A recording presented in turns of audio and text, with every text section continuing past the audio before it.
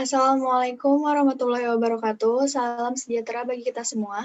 Pada kesempatan kali ini, kami dari kelompok 3 akan mempresentasikan tugas pengantar akuntansi 1 yang dibimbing oleh Bapak Dr. Sparta di chapter ke-7. Presentasi ini disusun oleh saya sendiri, Hairunisa, 2020-1211-017. Saya Satria Purwantoro 2020-1211-014. Saya Dini Maharani Putri 2020-1211-013. Saya Zarherani 2020-1211-012.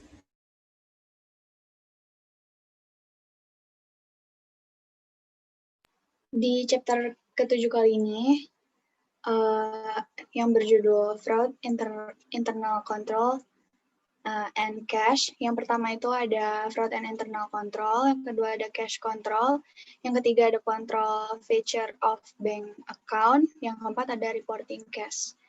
Pembaca materi pertama saya serahkan kepada Zahra Hairani. Yang pertama itu ada fraud and internal control atau kecurangan dan pengendalian internal. Kecurangan atau fraud ini adalah tindakan tidak jujur seseorang karyawan demi kepentingannya sendiri yang berdampak merugikan perusahaan atau organisasi tempat dia bekerja. Nah, berbagai faktor terjadinya fraud atau penipuan atau kecurangan. Yang pertama ada kesempatan. Faktor utamanya adalah karena adanya kesempatan yang mendukung mereka bisa melakukan kejahatan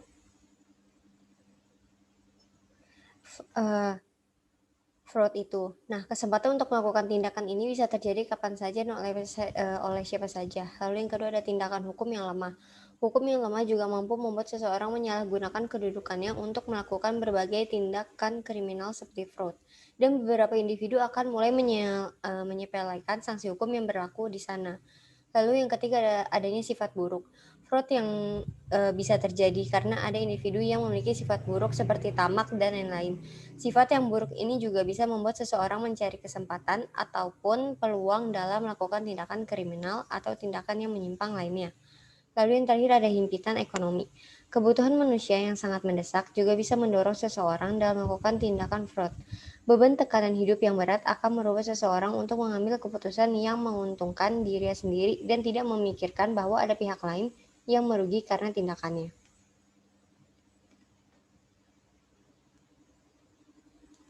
Di sini ada definisi kecurangan secara hukum harus mencangkup 5 kondisi berikut. Yang pertama ada false representation, yaitu informasi yang salah atau disembunyikan. Ada material fact, yaitu fakta yang substansial dan mempengaruhi tindakan seseorang dalam menerjemahkan fakta tersebut. Lalu ada intent to deceive, yaitu adanya keinginan untuk menipu. Terus ada justifiable reliance, yaitu misi interpretasi atas informasi yang substansial dan menyebabkan pengguna informasi tersebut mengalami kerugian. Terus ada injury or loss, yaitu korban kecurangan mengalami kerugian atau kerusakan. Lalu di sini ada jenis-jenis kecurangan, yaitu penyimpangan aset. Nah, penyimpangan aset ini jenis fraud yang meliputi seluruh tindakan yang berkaitan erat dengan pencurian atau penyalahgunaan aset dan harta yang dipercayakan pada orang tersebut. Lalu ada pernyataan palsu. Pernyataan palsu ini adalah tindakan yang biasanya dilakukan oleh para pejabat atau eksekutif pada suatu perusahaan. Tindakan ini biasanya dilakukan demi menutupi kondisi keuangan yang sebenarnya. Lalu ada korupsi. Nah, korupsi ini adalah tindakan fraud yang sulit banget untuk dilacak. Tindakan kriminal ini bisa saja terjadi karena adanya kelemahan pada tindak penegakan hukum. Lalu ada pencurian data. Nah, pencurian data ini adalah salah satu bentuk fraud karena terlebih lagi jika perusahaan tersebut bergerak dalam keuangan, maka data nasabah ini bisa dicuri. Tindakan ini merupakan tindakan yang menyimpang karena bisa merugikan karyawan lain. Lalu ada penggelapan uang. Penggelapan uang ini, kasus penggelapan ini bisa terjadi pada divisi apa saja sehingga sangat penting untuk diwaspadai bersama. Nah, contoh kecurangan dalam laporan keuangan itu ada 2, yaitu earning management sama income smoothing. Kalau earning management itu yang udah pernah kita tahu kalau pengaturan profit memiliki keterkaitan yang erat dengan peningkatan laba atau performa suatu perusahaan karena nilai profit atau laba yang didapatkan pada suatu perusahaan seringkali dikaitkan dengan prestasi dari manajemen tersebut. Nah, selain kata laba, biasanya istilah lainnya yang dipakai adalah laba ditahan. Mungkin sudah sering kita temui di dalam neraca keuangan perusahaan. Laba ditahan memiliki peranan yang penting dalam laporan keuangan suatu perusahaan. Upaya pihak manajemen dalam memalsukan informasi keuangan atau memanipulasi laba bisa juga digunakan untuk memanipulasi laba ditahan dalam menyajikan laporan keuangannya, sehingga penyajian informasi bisa menyesatkan investor ataupun kreditor. Nah, kalau income smoothing itu masuknya ke pemerataan laba. Nah, pemerataan laba ini salah satu bentuk upaya yang dilakukan dari manajemen laba. Usaha ini dilakukan manajemen agar bisa menyeimbangkan laba, di mana pendapatan dan beban akan dialihkan ke beberapa periode lain yang sedang melonjak harganya pada periode waktu tertentu. Perataan laba ini dilakukan ketika terjadi transaksi atau menempatkan pada beberapa periode tertentu. Nah, untuk itu kita harus mencegah terjadinya fraud ini. Ada dua, yaitu sosialisasi SO anti korupsi dan analisa keuangan dengan baik. Kalau sosialisasi SO anti korupsi ini adalah disosialisasikan pada semua karyawan dengan disertai sanksi yang tegas dari kebijakan perusahaan jika ada karyawan yang berani melakukan korupsi.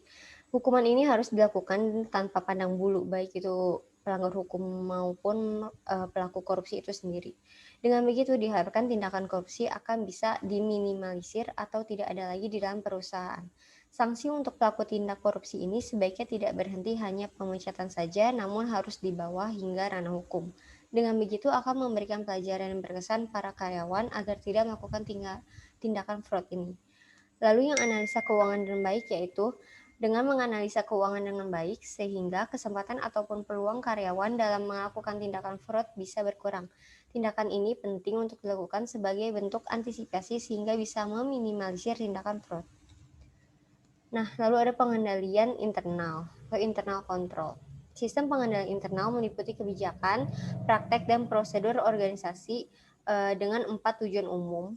Pengendalian yang hendak dicapai yaitu ada pertama melindungi aset perusahaan, lalu memastikan akurasi dan kehandalan catatan dan informasi akuntansi, lalu meningkatkan efisiensi operasi perusahaan, mengukur tingkat kesesuaian antara kebijakan dan prosedur perusahaan. Nah, model sistem pengendalian internal bekerja pada 3 tingkatan, yaitu pencegahan, deteksi, dan perbaikan. Di sini ada sistem pengendalian internal terdiri dari 5 komponen utama, yaitu lingkungan atau iklim pengendalian. Lingkungan pengendalian adalah dasar dari keempat komponen pengendalian yang lain. Lingkungan pengendalian akan menentukan irama organisasi dan pengaruh kesadaran pengendalian bagi karyawan dan manajemen. Nah, lingkungan pengendalian ini terdiri dari beberapa elemen, yaitu struktur organisasi, integritas, terus peranan jajaran, kebijakan, dan filosofi manajemennya. Lalu penilaian risiko. Penilaian risiko ini organisasi perlu melakukan pengukuran terhadap risiko untuk mengidentifikasi, menganalisa, dan mengolah risiko yang relevan terhadap laporan keuangan. Risiko bisa terjadi dari berbagai kondisi, yaitu perubahan lingkungan eksternal, pasar luar negeri berisiko, terus produk baru, dan perubahan pada kebijakan akuntansi. Lalu ada aktivitas pengendalian. Aktivitas pengendalian adalah kebijakan dan prosedur untuk memastikan tindakan yang tepat dilakukan untuk merespon risiko yang diidentifikasi. Lalu ada informasi dan komunikasi. Kualitas informasi yang dihasilkan oleh sistem informasi akuntansi akan mempengaruhi kemampuan manajemen untuk mengambil tindakan dan keputusan yang terkait dengan operasional perusahaan dan menyiapkan laporan keuangan. Lalu yang terakhir ada monitoring atau pemantauan. Dengan monitoring, manajemen bisa mengetahui kualitas sistem pengendalian internal dan operasi sesuai dengan yang diinginkan. Hal ini bisa dilakukan dengan prosedur yang terpisah dan pengujian pengendalian oleh auditor. Nah, di sini ada prinsip-prinsip aktivitas pengendalian internal. Yang pertama, ada 6 prinsip aktivitas pengendalian. Yang pertama, penetapan tanggung jawab, terus pemisahan tugas, prosedur dokumentasi, pengendalian secara fisik, verifikasi internal secara independen, dan yang terakhir adalah pengendalian sumber daya manusia. Nah, keterbatasan pengendalian internal itu ada 3, yaitu kos pengendalian tidak boleh melebihi manfaatnya, lalu ada faktor manusia, dan skala atau ukuran perusahaan. Materi selanjutnya yaitu Herunisa. Materi yang kedua itu cash control. Di sini ada pengendalian terhadap kas atau control of cash, ada over the counter receipt, penetapan tanggung jawab. Hanya karyawan yang ditunjuk mempunyai wewenang menerima kas atau kasir. Prosedur dokumentasi, gunakan remittance, advice atau email receive, pita cash, register, dan slip setoran bank. Verifikasi internal secara independen. Supervisor menghitung penerimaan kas di setiap hari. Manajer keuangan hanya membandingkan total yang diterima dengan yang disetor setiap harinya.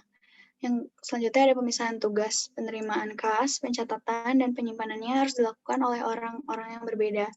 Selanjutnya ada pengendalian fisik. Simpan kas pada brankas dan di bank. Batasi akses ke tempat penyimpanannya dan gunakan cash register. Selanjutnya ada pengendalian SDM atau sumber daya manusia. Pertanggungan karyawan yang menangani kas, wajibkan mereka mengambil cuti, setorkan semua kas ke bank setiap hari. Selanjutnya ada cash receipt control. Kas mencakup uang logam, uang kertas, cek, money orders, serta uang yang ada di brankas perusahaan atau yang tersimpan di bank. Penerimaan kas berasal dari penjualan tunai, pembayaran piutang dari customer, penerimaan bunga, sewa, dan dividen. Investasi oleh pemilik pemegang saham, pinjaman bank, hasil penjualan aset, dan selain persediaan atau inventory. Lanjut ada mail receipt. Mail receipt harus dibuka oleh 2 orang. Daftar penerimaan harus disusun dan ceknya harus di-endorse. Salinan daftar penerimaan bersama-sama dengan cek dan remittance advance dikirim ke kasir. Kasir menambahkan cek-cek yang diterima ke over the counter receipt, menyusun isi kas harian dan melakukan setoran bank di setiap harinya. Salinan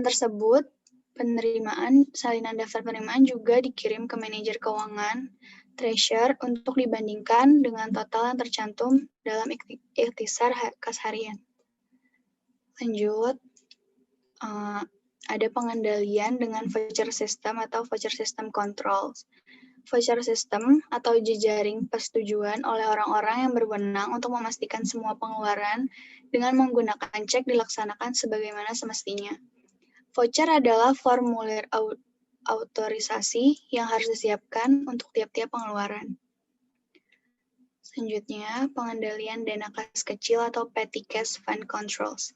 Dana kas kecil digunakan untuk melakukan pembayaran-pembayaran dalam jumlah kecil, yaitu ada penetapan dana kas kecil, pembayaran-pembayaran dari dana kas kecil, dan pengisian kembali dana kas kecil. Selanjutnya, ini ada ilustrasi. Jika Lear Company menetapkan dana kas kecil sejumlah $100 pada tanggal 1 Maret, entry jurnalnya adalah petty cash pada cash, yaitu sebesar $100. Pada tanggal 15 Maret, pemegang kas kecil Lear Company meminta cek untuk pengisian kembali dana kas kecil senilai $87. Dana tunai yang tersisa adalah $13, sedangkan resip kas kecil menunjukkan telah dilakukan pembayaran untuk perangko sejumlah $44. Biaya pengiriman penjualan atau freight out-nya $38 dan biaya lain-lain seperti miscellaneous expense itu $5. Jadi entry jurnal umumnya untuk mencatat cek tersebut itu ada postage expense itu perangko sebesar $44, terus ada freight out, pengiriman penjualan ada $38, ada miscellaneous expense-nya $5, pada cash $87. Dan ini kadang-kadang perusahaan mengalami selisih kekurangan atau kelebihan pada kas. Misalnya, pemegang kas kecil Lear Company hanya memegang sisa dana kas kecil sejumlah $12, sedangkan resipnya berjumlah $87. Permintaan cek untuk pengisian setiap hari itu kembali sama, yaitu senilai $88, sehingga entry-nya menjadi postage advance-nya tetap sama $44, freight out-nya $38, miscellaneous expense-nya $5, Tapi di sini ada cash over and sort-nya sebesar $1 pada cash-nya $88. Materi selanjutnya saya serahkan kepada Andini Maharani Putri. Bagian ketiga, control features of a bank account.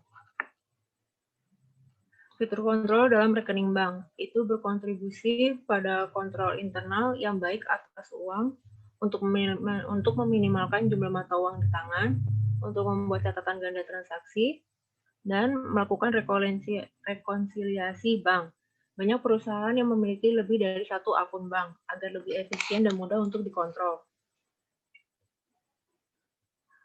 Yang pertama itu ada melakukan deposito bank. Karyawan yang berwenang seperti kepala kasir harus melakukan setoran. Setiap deposit harus didokumentasikan melalui slip deposito. Di sini kita bisa lihat slip depositonya itu kalau dilihat dari sisi depan, dan kalau sisi belakangnya itu terdapat nomor kode bank. Menulis cek. Pesanan tertulis yang ditandatangani oleh Deposam mengarahkan bank untuk membayar sejumlah uang yang ditentukan kepada penerima yang ditunjuk. Ini merupakan contoh cek yang biasa kita lihat sehari-hari, di mana itu ada logo bank, nama bank tertarik dan nominal dalam huruf, habis itu ada nomor seri ceknya, nomor nominal dalam angka, ada tanggal, lalu ada nama perusahaan percetakan, lalu ada nominal, sandi transaksi cek, nomor rekening nasabah, saldo bank terkait, nomor seri, dan personalisasi nasabah jika ada. Laporan bank. Laporan bank itu tuh terdiri dari dua bagian. Yang pertama itu ada memorandum debit, yang kedua memorandum kredit. Memorandum debit itu isinya ada biaya layanan bank dan NSF atau non-sufficient funds, yang berarti dana tidak mencukupi. Lalu ada memorandum kredit, yaitu berisi kumpulan catatan piutang dan bunga yang diperoleh.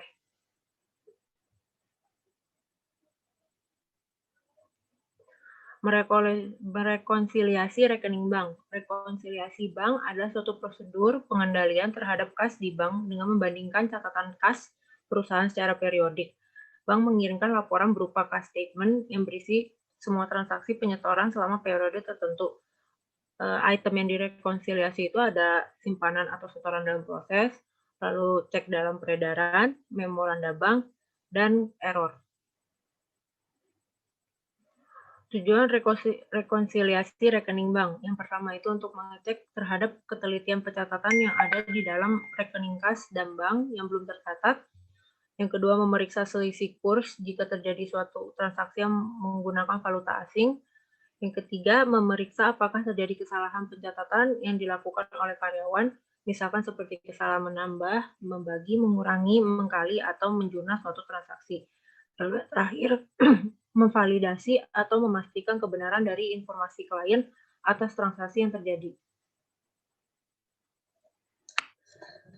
Ini ada ilustrasi dalam melakukan rekonsiliasi. Yang pertama itu ada deposito dalam transit sebesar 2.201,40. Lalu yang kedua ada cek beredar sebesar 5.904. Lalu ada yang ketiga itu ada error sebesar 36. Yang keempat ada memoranda bank yang terdiri dari NSF, biaya untuk percetakan, dan pengumpulan piutang yang sebesar 425,60, 30, dan 1.035.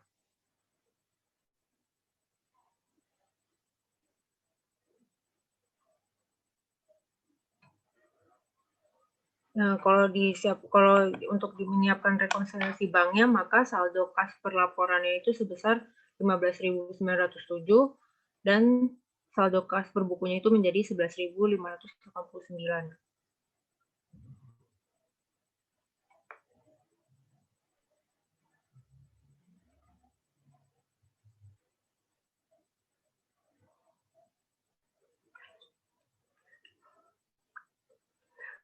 Kalau misalkan dibikin rekonsiliasi, maka Nah, kalau per laporan bank itu menjadi 12.204,85.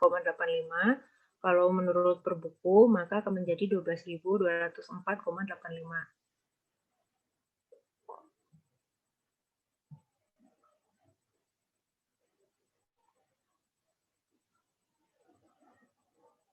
Entry dari rekonsiliasi bank. Kalau untuk kumpulan piutang catatan, contohnya dengan asumsi bunga 50 euro belum terakumulasi dan biaya penagihan dibebankan ke biaya lain-lain. Entry-nya adalah kas dan biaya lain-lain, yaitu sebesar 1.035 dan 15 terhadap nota piutang dan pendapatan bunga sebesar 1.000 dan 50.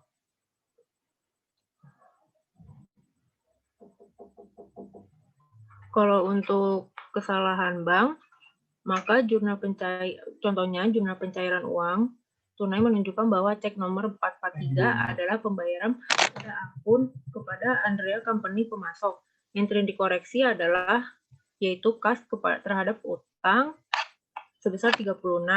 Lalu untuk cek NSF atau dana tidak mencukupi, yaitu account receivable pada cash sebesar 425,60.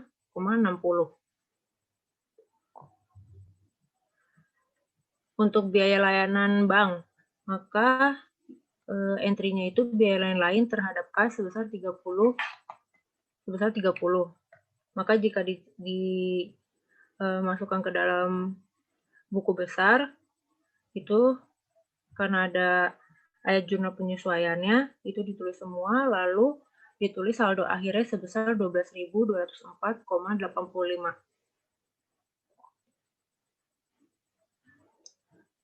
Sistem transfer dana elektronik atau TDE. Itu merupakan sistem pencairan dana yang menggunakan kabel, telepon, atau komputer untuk mentransfer uang tunai dari satu lokasi ke lokasi lain. Penggunaannya cukup umum, namun biasanya menghasilkan kontrol internal yang lebih baik karena tidak ada uang tunai atau cek yang ditangani oleh karyawan perusahaan. Untuk materi selanjutnya, dipersilakan Satria. Selanjutnya ada reporting cash.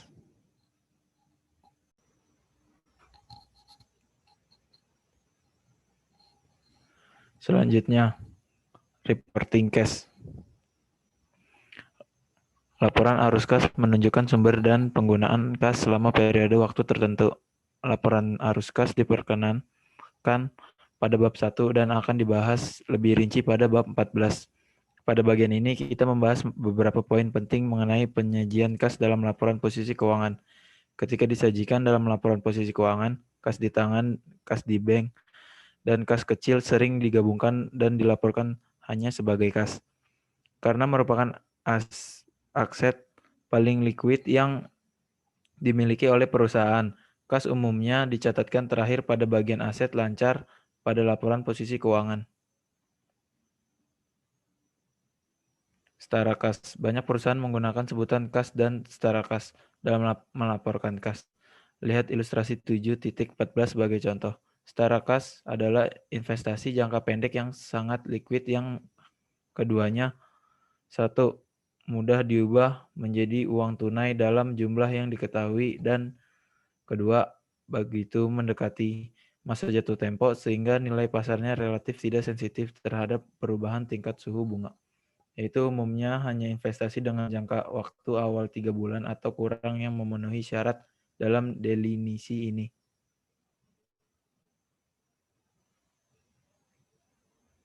Pernyataan posisi keuangan Korean Airlines Inc.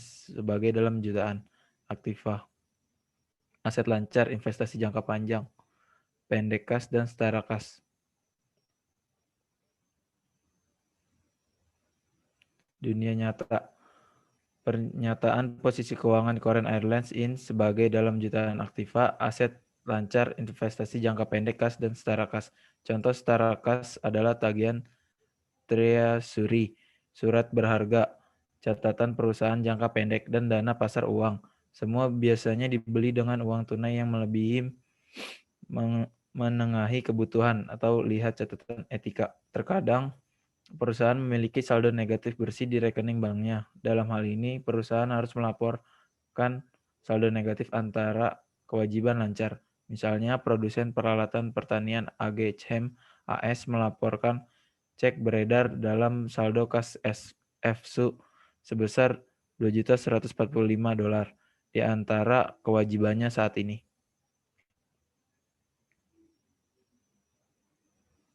Uang tunai terbatas perusahaan memiliki kas terbatas. Uang tunai tidak tersedia untuk penggunaan umum, tetapi dibatasi untuk tujuan khusus, misalnya Takung Artsco Ltd atau CHN baru-baru ini melaporkan ilustrasinya 7.14 catatan Hitch. Pada akhirnya beberapa perusahaan terpaksa menyatakan laporan keuangannya karena memiliki keterkaitan yang sangat luas jenis perusahaan mana yang dapat diperlakukan setara. Dengan melaporkan barang-barang ini sebagai setara kas, perusahaan-perusahaan tersebut membuat kami terlihat lebih liquid. Kas terbatas sebesar 25.676.519. Uang tunai dialokasikan untuk tujuan membeli dan menjual unit kepemilikan karya seni. Penggunaan kas yang dibatasi penggunaannya harus dilaporkan secara terpisah pada laporan posisi keuangan Tion sebagai uang tunai terbatas. Jika perusahaan mengharapkan untuk menggunakan kas terbatas dalam tahun depan, itu melaporkan jumlah sebagai aset lancar.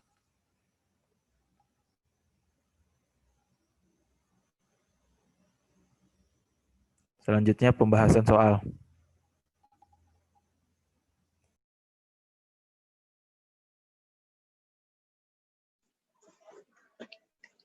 Soal yang pertama, N6.4L2, ini ada Zooboard menjual snowboard. Expert yang populer di kalangan penggemar snowboard.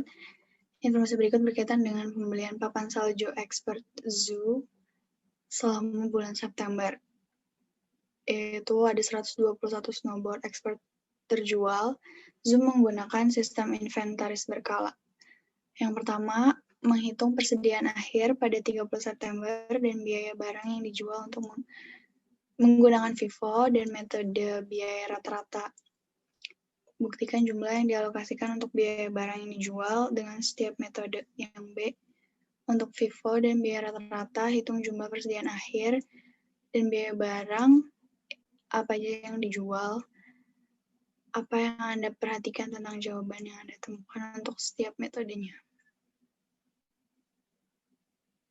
Yang A itu ada ending inventory in units, ada description-nya, ada unit available for sale sebesar 132, terus ada sales-nya 121 pada unit remaining in ending inventory, dikurang jadi asal 11, terus description-nya yang beginning inventory-nya 23 unit dikali $970, yaitu $22.310. Pada ada at purchase-nya lagi, September 12, September 9, sama September 26. September 12, 45 unit dikali 1.020. Tanggal 9 September ada 20 unit dikali 1.040. Tanggal 26, 44 unit dikali 1.050. Tanggal 12 September itu ada 45.900. 19 September ada 20.800, 26 September ada 46.200. Cost of goods sold available for sale-nya 135.210. Last-nya ending inventory 11 dikali 1.050, itu 11 itu dari yang ending inventory-nya dikali 1.050 itu jadi 123.660 di cost of goods sold. Jadi biaya akhir persediaannya sebesar 11.550 untuk 11 unit per $97. Yang B-nya jumlah yang diperlukan itu FIFO methods-nya 123.660 itu dari yang COGS-nya ditambah 11.550 sama dengan 135.210.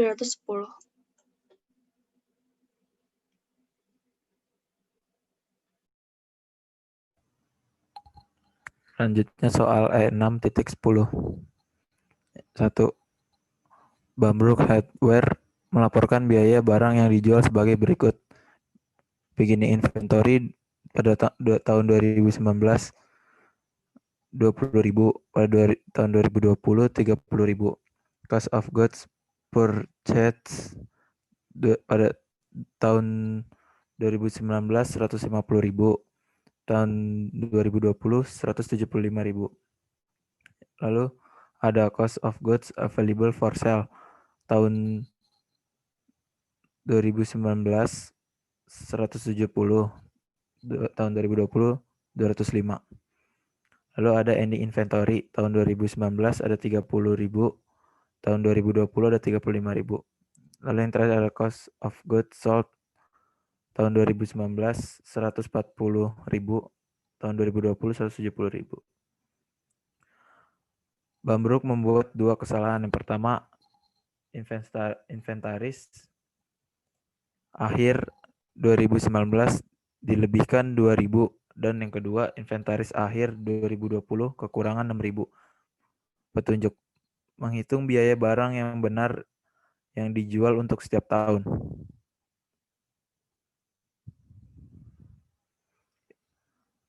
Jawabannya yang pertama, inventaris akhir 2019 yaitu 30.000. Dilebihkan 2.000 entry inventaris akhir 2019 30 dikurang 2 yaitu 28.000. Inventaris akhir 2020 kekurangan inventaris akhir 2020 35.000, kekurangannya 6.000. Entry inventaris akhir 2020 35.000 ditambah 6.000 yaitu 41.000. Inventory awal tahun 2019 20.000, tahun 2020 30.000. Cost of goods per set 150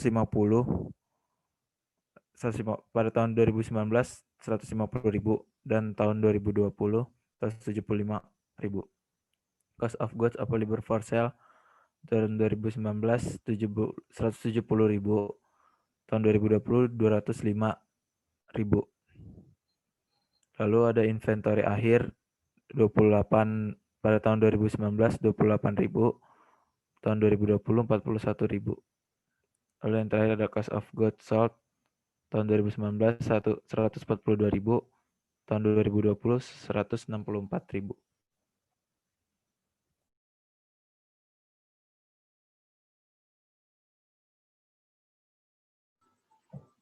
Soal E6.15. Hawsam Ltd melaporkan hal-hal berikut untuk bulan Juni, yaitu pada tanggal 1 Juni merupakan inventaris awal sebesar 200 dengan harga 5, maka biaya totalnya 1.000. Lalu pada Juni 12 dia melakukan pembelian sebanyak 300 dengan harga 6, maka biaya totalnya 1.800.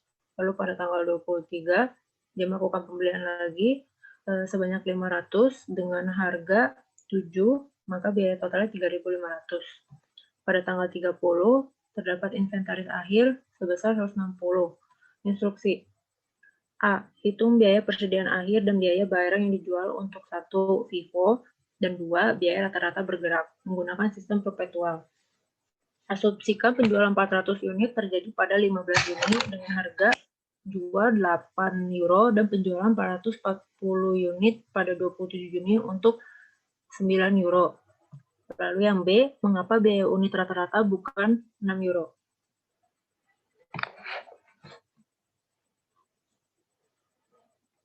Untuk yang A, ini untuk menghitung penjualan unitnya, maka kita hitung jumlah seluruh unitnya, lalu biaya totalnya berapa, maka akan didapatkan penjualannya itu 840 dengan inventaris akhir 160. Lanjut. A. Untuk metode FIFO, inventaris akhirnya itu 1020, yaitu didapatkan dari kita ngambil 100 unit dari untuk Juni 15 dengan harga 6, maka total biayanya 600. Lalu kita ngambil 60 unit pada tanggal Juni 27 dengan harga 7, maka biaya total biayanya 420. Dengan itu, unit inventaris akhir itu 160 dengan total biaya 1020. Untuk harga pokok penjualannya, biaya barang tersedia untuk dijual itu 6.300. Lalu dikurangi dengan inventaris akhir sebesar 1020, maka biaya barang yang dijual itu sebesar 5.280. Untuk metode biaya rata-rata, kita menghitung dari biaya barang tersedia untuk dijual dibagi dengan total unitnya, maka kita akan mendapatkan 6.300 dibagi dengan 1.000, yaitu 6,3. Lalu sisa unit inventaris akhirnya itu kan 160 dikalikan dengan harga unitnya 6,3, maka total biayanya adalah 1.008. Untuk harga pokok penjualannya, biaya barang tersedia untuk dijual itu sebesar 6.300 dikurangi dengan inventaris akhir sebesar 1.008, maka biaya barang yang dijual itu sebesar 5.292. Yang B. Mengapa biaya rata-ratanya bukan 6 euro? Karena metode ini tidak menggunakan rata-rata biaya unit, yaitu 5 tambah 6 tambah 7 dibagi 3 sama dengan 6. Melainkan metode ini menggunakan rata-rata tertimbang oleh jumlah yang dibeli dengan biaya setiap unit. Maka dari itu, kita dapatnya dari 6.300 dibagi 1.000 sama dengan 6,3.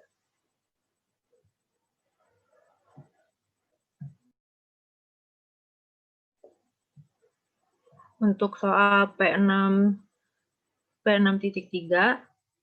Marlowe Bed and Bath memiliki inventaris awal 400 unit produk Kimbo dengan biaya 8 euro per unit. Selama tahun ini terjadi pembelian Februari 20, yaitu dia membeli 200 unit dengan harga 6 euro, Mei 5, 500 unit dengan harga 10 euro, Agustus 12, membeli 600 unit dengan harga 11 euro, lalu pada Desember 8, dia membeli 300 unit dengan harga 12 euro. Marlowe menggunakan sistem inventaris berkala. Penjualan berjumlah 15.000 unit. 1.500 unit. Instruksinya, A. Tentukan biaya barang yang tersedia untuk dijual. Lalu B. Tentukan 1. Persediaan akhir. Dan 2. Biaya barang yang dijual dengan 2 metode aliran biaya yang diasumsikan, yaitu FIFO dan biaya rata-rata. Lalu buktikan keakuratan biaya barang yang dijual di bawah FIFO dan metode biaya rata-rata. Lalu yang C, metode aliran biaya mana yang menghasilkan 1. Jumlah persediaan akhir yang lebih rendah untuk laporan posisi keuangan, dan 2. Biaya barang yang lebih rendah yang dijual untuk laporan pendapatan.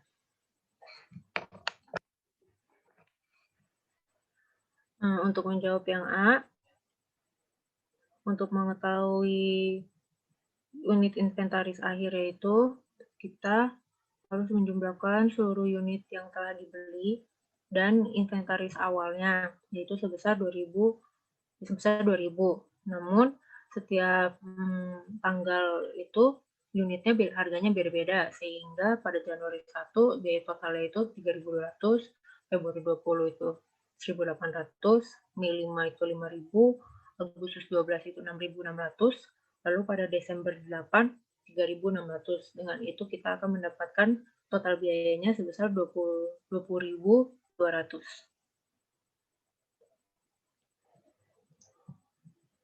B. Untuk metode FIFO, kita akan mengambil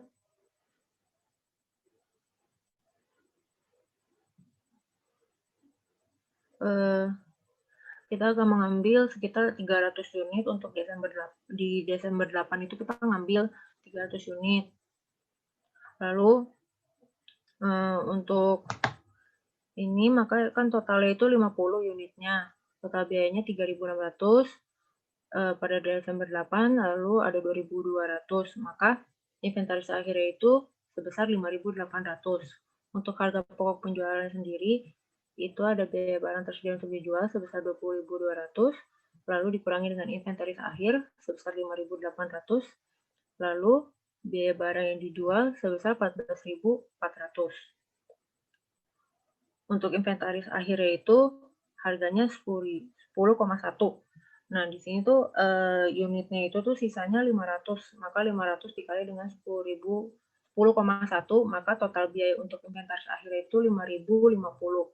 Untuk harga pokok penjualannya, biaya barang tersedia untuk dijual itu sama Vivo, yaitu 20.200, namun inventaris akhirnya berbeda, sehingga pas dikurang dengan 5.050, biaya barang yang dijual itu sebesar 15.150.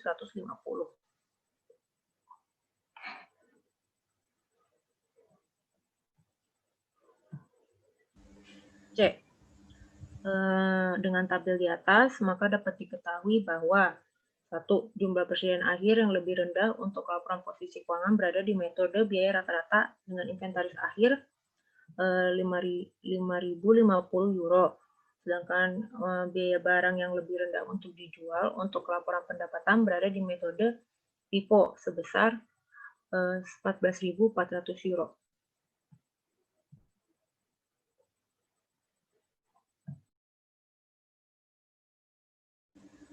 Lalu selanjutnya ada soal dari P6.10. Di sini ada net sales, net purchase, freight in, beginning inventory, ending inventory di bulan Februari dan bulan Maret. Nah, petunjuknya adalah yang pertama menghitung tingkat laba kotor untuk bulan Februari, lalu yang kedua menggunakan tingkat laba kotor untuk Februari, tentukan inventaris total estimate dan persediaan yang hilang dalam kebakaran pada bulan Maret.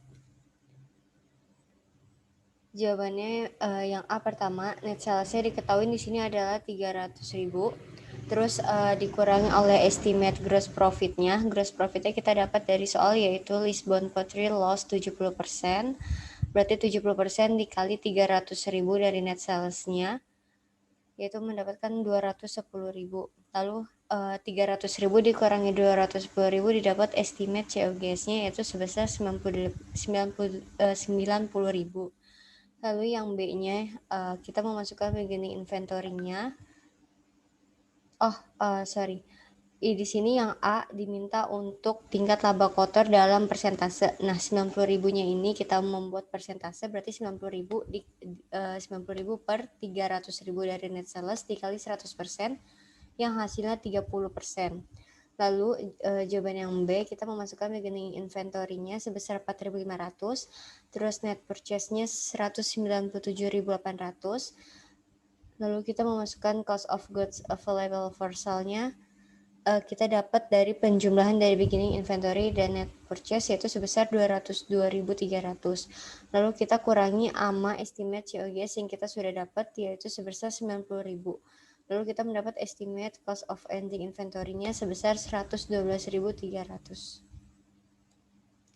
Sekian dari kelompok kami, kurang lebihnya mohon maaf. Wassalamualaikum warahmatullahi wabarakatuh.